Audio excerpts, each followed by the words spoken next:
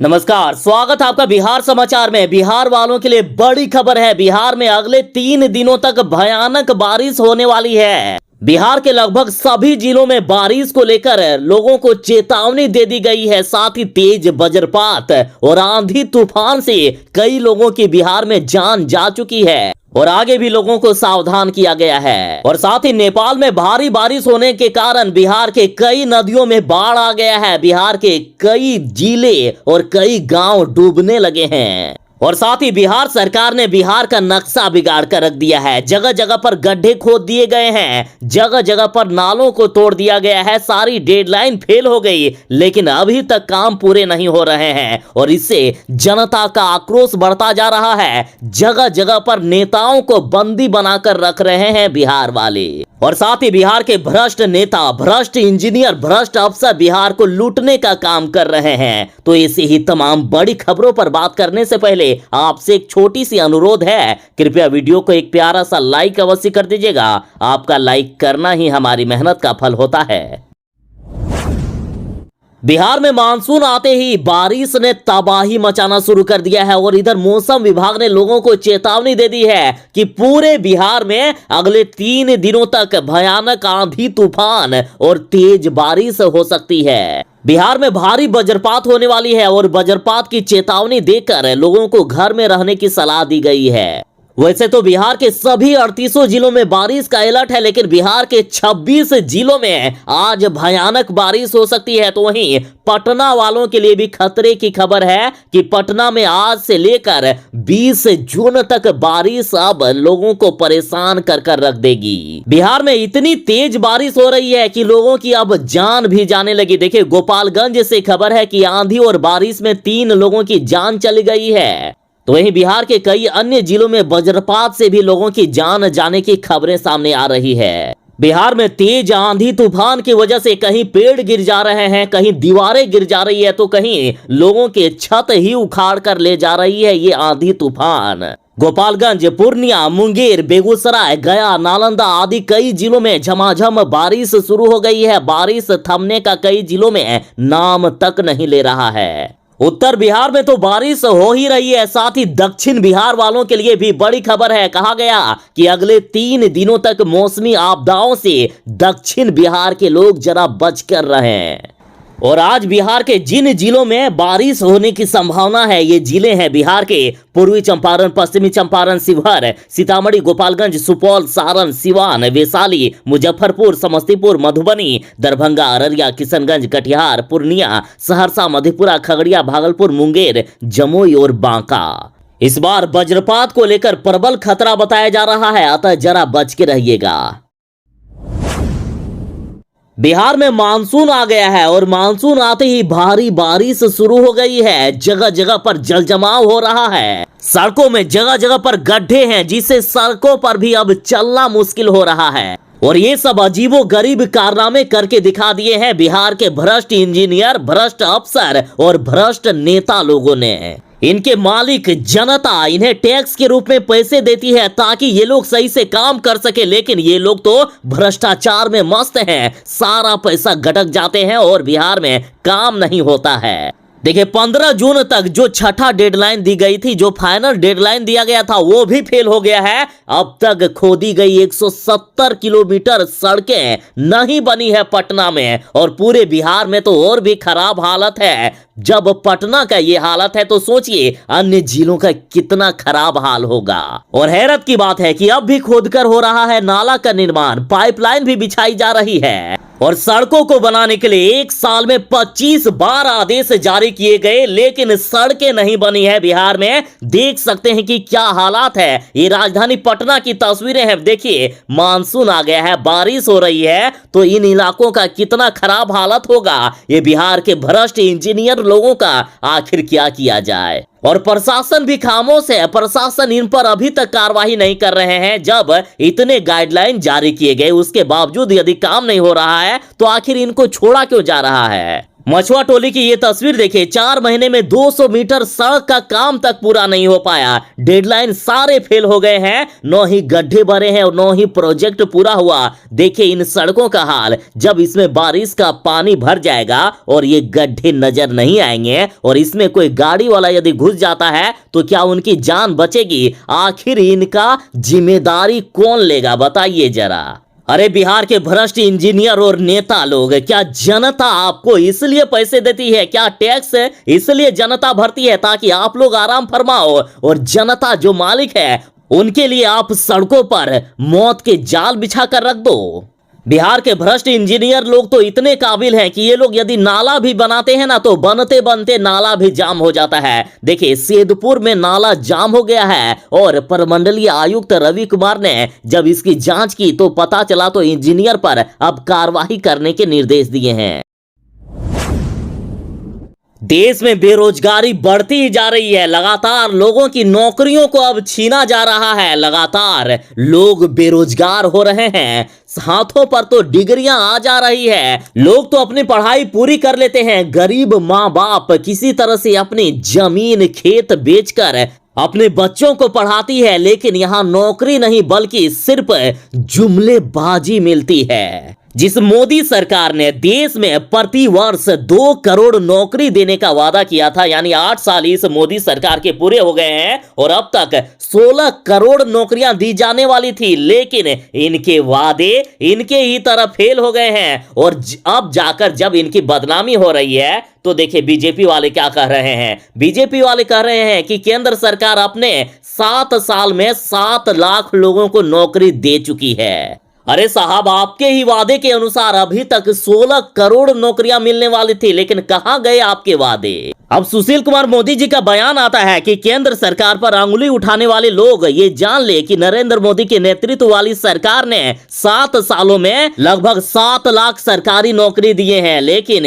आपके वादे के अनुसार यदि 7 साल की ही बात करें तो 14 करोड़ नौकरियां कहां गई? और ऐसा हम नहीं कह रहे हैं बल्कि लालू प्रसाद यादव जी के द्वारा कहा जा रहा है। देखिए लालू यादव ने कहा है कि भाजपा ने लॉन्च कर दी है नौकरी देने वाली जुमलेदार स्कीम। देखिए लालू यादव ने केंद्र सरकार की 10 लाख नौकरी देने के मामले में कटाक्ष किया है। उन्होंने कहा है कि मोदी सरकार ने ही अपने ट्विटर हैंडल पर यह लिखा था कि प्रति वर्ष हम 2 करोड़ नौकरी देंगे, अर्थात 8 साल में 16 करोड़ नौकरी, और बिहार में अलग से 19 लाख नौकरी देने की जुमलेबाजी के बाद भाजपा सरकार ने बचे खुचे 10 लाख बेरोजगारों को पकड़ पकड़ कर नौकरियां देने वाली जुमलेदार स्कीम लॉन्च की है। राजद ने लोगों को सावधान किया है और कहा है कि नौकरी के प्रति सतर्क और सावधान रहिएगा। और साथ ही सेना की बहाली में जो सरकार ने अग्निपथ योजना लाई है तो इस पर तेजस्वी यादव ने कहा है कि सरकार अब युवाओं को यूज करके फेंक देगी। यूज एंड थ्रो की नीति अपना रही है ये सरकार। बता दें कि अग्निपथ के तहत जिनकी नौकरी लगेगी उनमें से 75% लोगों को 4 साल के बाद नौकरी से हटा दिया जाएगा। बिहार में होने वाली बारिश के वजह से अभी तक बाढ़ का खतरा नहीं बना है, लेकिन आने वाले दिनों में बाढ़ आ सकता है। लेकिन नेपाल बिहार में भारी मुश्किल खड़ा कर रहा है। नेपाल में भयानक तरीके से बारिश हो रही है। 3-4 दिनों से बारिश लगातार हो रही है, जिससे बिहार में लगातार नदियां उफान पर है। बिहार के कई जिलों में बाढ़ जैसे हालात हो गए। नेपाल लगातार बिहार में पानी छोड़ रहा है, जिससे मगहा नदी उफना गई है। मेन रोड पर पानी चढ़ गया। ये जो आप तस्वीर में देख रहे हैं ये कोई नदी नहीं है, ना ही कोई तालाब है, बल्कि ये मेन रोड है। जरा देखिए मेन रोड किस तरह से तालाब में तब्दील हो गया। सीतामढ़ी की ये तस्वीर है। परिहार प्रखंड में 2-3 फुट पानी अब सड़कों पर बह रहा है। तो वहीं कोसी, गंगा, बागमती, महानंदा और घाघरा का भी जलस्तर लगातार बढ़ता ही जा रहा है। खतरे के निशान से तो कब का पार चला गया है और आसपास के कई गांव भी डूब रहे हैं। तो वहीं गंगा भी विकराल होती जा रही है। गंगा नदी के जलस्तर में मुंगेर, भागलपुर और कहलगांव में बढ़ोतरी दर्ज की गई है। बागमती नदी का जलस्तर कटुआ और बेनीबाद में, तो वहीं घाघरा नदी भी कई जगहों पर खतरनाक तरीके से बह रही है। महानंदा नदी भी कई इलाकों में तबाही मचा रही है और प्रशासन की लापरवाही देखिए कि अभी तक तटबंधों की मरम्मत का काम चल रहा है। जो 15 जून तक डेडलाइन दिया गया था वो पार हो गया, लेकिन अभी तक काम पूरे नहीं हुए और सरकार की इन्हीं लापरवाही की वजह से इस बार बिहार डूबने वाला है। तो वहीं बागमती नदी में तेज बहाव से सीतामढ़ी के चंदौली घाट पर चचरी पुल भी बह गया है। दर्जन भर गांव का संपर्क टूट गया, कई गांवों में बाढ़ का पानी घुस गया है। इस तरह से बिहार की कई नदियां उफान पर है। बिहार में बाढ़ का खतरा अभी से ही मंडराने लगा है। सरकार के आदेश के अनुसार 15 जून तक बिहार के सिर्फ राजधानी पटना ही नहीं बल्कि सभी जिलों में मैनहोल ठीक किया जाना था। 15 जून तक सभी मैनहोल के ढक्कन लग जाने थे, उनकी मरम्मत हो जानी थी, लेकिन हुआ ऐसा नहीं। सिर्फ राजधानी पटना की बात करें तो बीच रास्ते में अभी भी 3000 मैनहोल के ढक्कन खुले हैं। जरा देखें क्या स्थिति है। और जब हमारे जैसे कई मीडिया भाई लोग सरकार का भंडाफोड़ करने लगे, सरकार ने क्या काम किए हैं ये जनता के सामने आने लगा, तब जाकर ये नींद में सोई हुई सरकार ने फिर से एक बार आदेश जारी कर दिया है कि शहर में 7 दिनों के अंदर ढके जाएंगे खुले मैनहोल। अरे साहब, पिछली बार जो 15 जून तक आप लोग मैनहोल के ढक्कन लगाने वाले थे, तो क्या वो आदेश एक मजाक था? क्या मजाक कर रहे थे जो अभी तक नहीं लगे हैं? अब फिर से 7 दिनों के अंदर आप लोग लगाने का फिर से आदेश जारी कर रहे हैं। सरकार कह रही है कि शहर में अब खुले मैनहोल नहीं दिखेंगे, बरसात में लोगों को खुले मैनहोल से परेशानी नहीं होगी और इसके लिए 1500 लोहे के ढक्कन तैयार हो रहे हैं। 7 दिनों के अंदर सभी खुले मैनहोल को ढका जाएगा। मतलब बार बार टाइम बढ़ाकर जनता के पैसे को लूटने का ही काम हो रहा है ना। यदि पिछली बार 15 जून को ही काम पूरे हो जाते तो फिर से इस तरह के नोटिस नहीं निकालना पड़ता, फिर से 7 दिनों में एक्स्ट्रा जो खर्चा होगा ये नहीं करना होता। ये पैसे आज बिहार के दूसरे कामों में लगते, बिहार के विकास में लगते, लेकिन यहाँ बार बार टाइम निकाल कर सिर्फ पैसे को बर्बाद करना है, सिर्फ भ्रष्टाचार में लिप्त लोगों के जेब भरने का काम हो रहा है।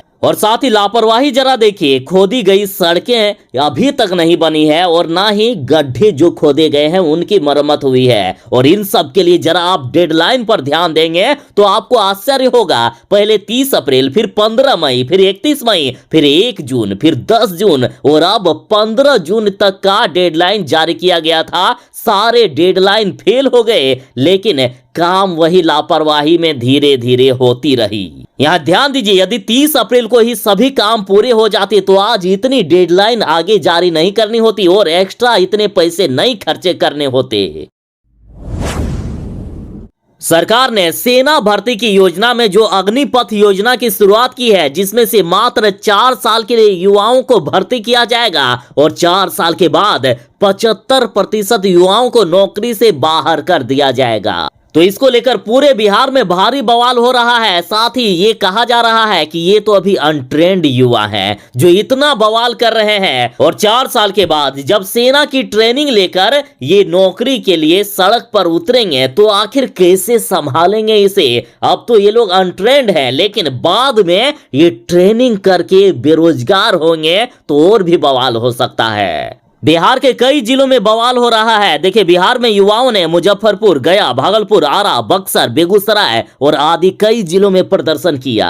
और इधर सरकार ने भी बड़ी घोषणा कर दी है। सरकार ने कहा है कि अग्निवीरों को 4 साल के बाद नौकरी में कई अवसर दिए जाएंगे, उन्हें इसी तरह बेरोजगार नहीं छोड़ा जाएगा। कहा गया है कि अग्निवीरों को CAPS व असम राइफल में भर्ती में प्राथमिकता मिलेगी। और साथ ही कहा गया है कि आने वाले 3 महीनों में सेना करेगी 40,000 अग्निवीरों की भर्ती। साथ ही नौसेना 3,000 व वायुसेना 3500 अग्निवीरों की भर्ती करेगी। तो ही ऐलान कर दिया गया है कि जब 4 साल अग्निवीर नौकरी में रहेंगे तो उसके दौरान अग्निवीरों को स्नातक की डिग्री देने का काम सरकार करेगी। देखिए, स्नातक डिग्री प्रोग्राम चलाया जाएगा। अग्निवीरों के कैरियर को ध्यान में रखते हुए शिक्षा मंत्रालय कौशल आधारित 3 वर्षीय स्नातक डिग्री कार्यक्रम शुरू करेगा और ये डिग्री इग्नू आधारित होगा, इग्नू द्वारा दिया जाएगा और जिसकी मान्यता देश के साथ विदेश में भी होगी। और साथ ही कहा गया है कि अग्निवीरों को यदि 4 साल के बाद हटा भी दिया जाता है तो उन्हें कई प्रकार के नौकरियों में प्राथमिकता दी जाएगी। बिहार में एम्बुलेंस तो खरीदे जाते हैं, एम्बुलेंस हर प्रखंड में हर जिले में दिए जाते हैं, लेकिन कई जगह पर ये एम्बुलेंस भ्रष्टाचार की भेंट चढ़ जाता है। बिहार के भ्रष्ट अफसर और नेता लोग इन एम्बुलेंस को खड़े खड़े सड़ाती है और बदले में सरकार से पैसे तो लिए जाते हैं कि हमारा एम्बुलेंस चल रहा है और इसके पैसे उनको मिलते रहते हैं, लेकिन असल में एम्बुलेंस को सड़ाया जाता है। बिहार में कई बार ऐसे मामले सामने आए हैं कि जो एम्बुलेंस जनता की सेवा के लिए, बीमारियों को राहत देने के लिए काम में आने चाहिए, वो एम्बुलेंस जनता के पैसे को लूटने का काम करती है। खड़े खड़े एम्बुलेंस को सड़ाया जाता है और जनता जो टैक्स के रूप में पैसे देती है उसको भ्रष्ट अफसर लोग और नेता लोग अपने जेब में भरने का काम करती है। खैर, इस बार सरकार ने एक बड़ी पहल की है और उम्मीद है कि इस बार ये एम्बुलेंस भ्रष्टाचार की भेंट नहीं चढ़ेगी। इस बार जनता को राहत देने के लिए 1000 नए एम्बुलेंस की खरीद कर रही है सरकार और सभी प्रखंडों को मिलेंगे